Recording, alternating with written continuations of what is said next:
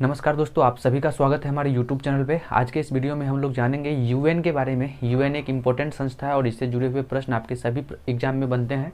तो सबसे पहले हम लोग समझते हैं कि यूएन की स्थापना क्यों किया गया, इसका क्या उद्देश्य है और ये क्या क्या कर सकती है। जैसा कि दोस्तों आपको पता है, दुनिया में 2 वर्ल्ड वार ऑलरेडी देख चुका है। अब दुनिया में तीसरी वर्ल्ड वार नहीं हो, इस चीज़ को रोकने के लिए अंतर्राष्ट्रीय स्तर पे एक संस्था का निर्माण किया गया जिसका नाम है संयुक्त राष्ट्र संघ, यानी कि यूएन, यूनाइटेड नेशन। इस यूनाइटेड नेशन शब्द जो है ये तत्कालीन फ्रैंकलिन डी रूजवेल्ट जो यूएसए के राष्ट्रपति थे उनके द्वारा दिया गया। और ये संस्था जो है यानी कि यूएन, संयुक्त राष्ट्र संघ, जिसकी स्थापना 24 अक्टूबर 1945 को मनाया गया।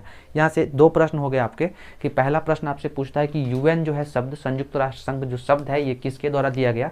तो आप ध्यान रखेंगे यूएन शब्द जो है ये रूजवेल्ट के द्वारा दिया गया, फ्रैंकलिन डी रूजवेल्ट, और इसकी स्थापना 24 अक्टूबर 1945 को हुआ है। 24 अक्टूबर को जो है हम लोग प्रत्येक वर्ष यूएन के स्थापना दिवस के अवसर पर यूएन डे भी मनाते हैं, संयुक्त राष्ट्र संघ दिवस भी मनाते हैं। ठीक है, जिस समय ये स्थापित किया गया था उस समय इसमें टोटल मिला के 51 सदस्य देश थे। 51 देश के द्वारा इसकी स्थापना हुई थी, जिसमें 50 लोग जो है हस्ताक्षर किए थे। ठीक है, उसके बाद वर्तमान में इसमें 193 कंट्री है जो कि यूएन के सदस्य हैं। लास्ट जो कंट्री यूएन में जुड़ी है वो है दक्षिणी सूडान। यूएन का हेडक्वार्टर न्यूयॉर्क में है। और न्यूयॉर्क में कहाँ है, तो न्यूयॉर्क में मैनहट्टन द्वीप पर स्थित है यूएन का हेडक्वार्टर। वर्तमान की बात करें तो आधिकारिक भाषा यूएन का जो ऑफिशियल लैंग्वेज है ये टोटल 6 है, जिसमें से 2 कार्यकारी लैंग्वेज है। इसमें आधिकारिक भाषा कौन कौन से है, तो अंग्रेजी है, फ्रेंच है, चीनी है, अरबी है, रूसी है और स्पेनिश है। ये 6 जो है आधिकारिक भाषा है, जबकि 2 कार्यकारी भाषा यूएन का है। पहला कार्यकारी भाषा है अंग्रेजी और दूसरा है फ्रेंच। तो ये 2 कार्यकारी भाषा है यूएन का और 6 जो है आधिकारिक भाषा है। अब देखिए, यूनाइटेड नेशन जो है ये बहुत सारे संस्था से मिलकर के बनी हुई है। इसमें इसके अंतर्गत इसका 6 अंग है। ठीक है, तो कई बार एग्जाम में पूछे जाते हैं कि यूएन के टोटल कितने अंग हैं।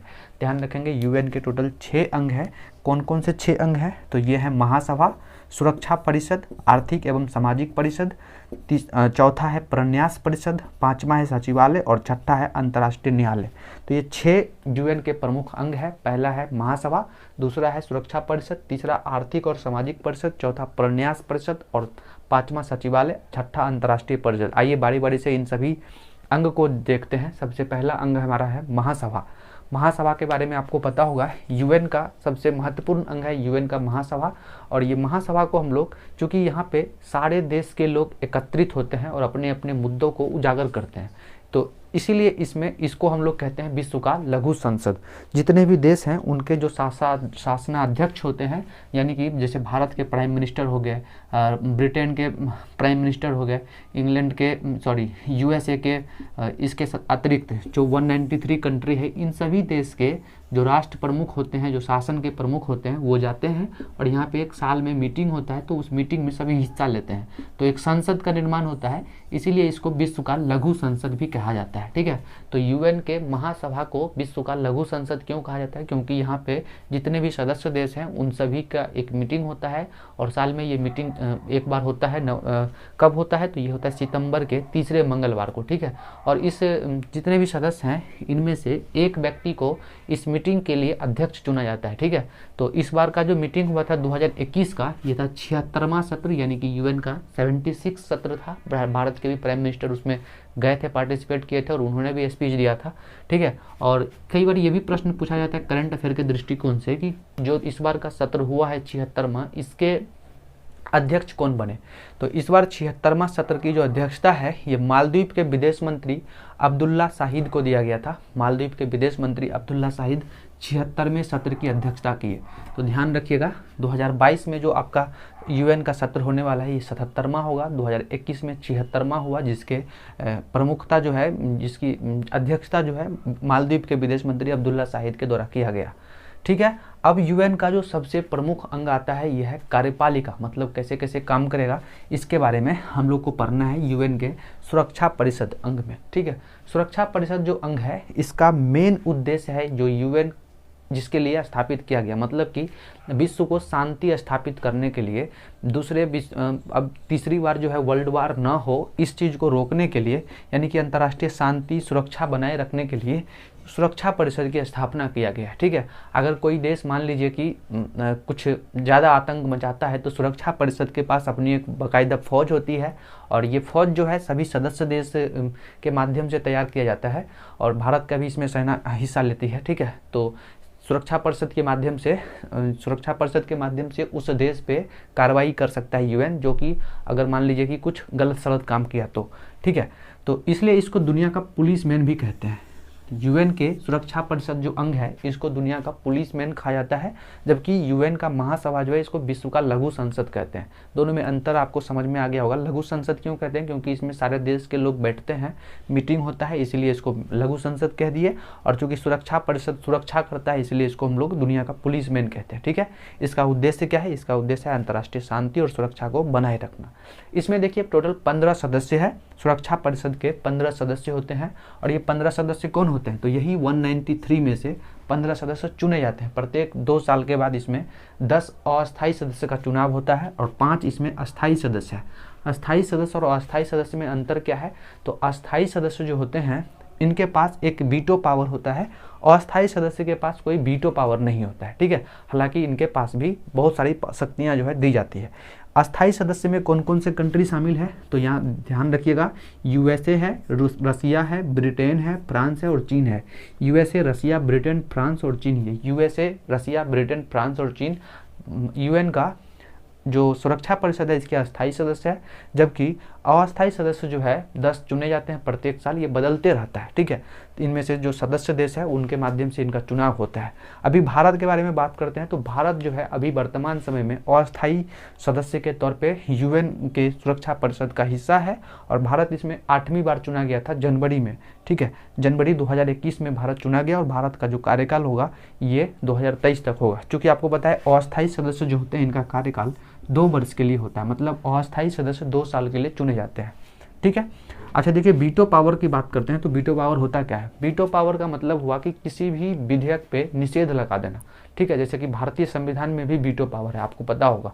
ठीक है, तो देखिए वीटो पावर के माध्यम से अगर मान लीजिए कि कोई भी मुद्दा है, ठीक है, कोई भी मुद्दा है और उस मुद्दे को मान लीजिए कि कोई इनमें से जो अस्थायी सदस्य देश है उस मुद्दे से सहमत नहीं है, तो वो चाहे तो अपना मतदान उसके विरोध में दे सकते हैं, और जैसे ही वो अपना मतदान उसके विरोध में दे दिया तो मुद्दा कभी पारित नहीं हो सकता। ठीक है, यानी कि वीटो पावर का मतलब सीधा सीधा हुआ किसी भी मुद्दे को अगर कोई भी अस्थायी देश शामिल नहीं है, सहमत नहीं है उससे, तो उसको अपना रोक सकता है। यही है वीटो पावर। मान लीजिए कि भारत को मान लीजिए यूएन का अस्थायी मेंबर बनाया जाना है। ठीक है, अब इस पे वोटिंग होगा तो ये 15 सदस्य वोट करेंगे।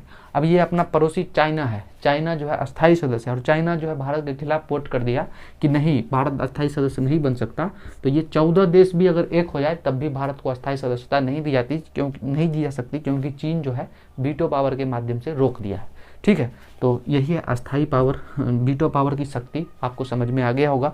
वीटो पावर का जो पहला यूज है ये यूएसए ने किया है, और सबसे अधिक वीटो पावर का जो यूज है ये रसिया ने किया, यूएसएसआर, वर्तमान में रसिया।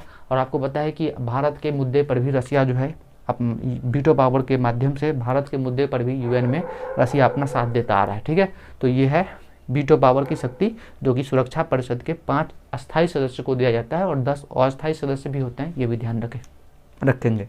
आइए अगले चीज़ को जानते हैं।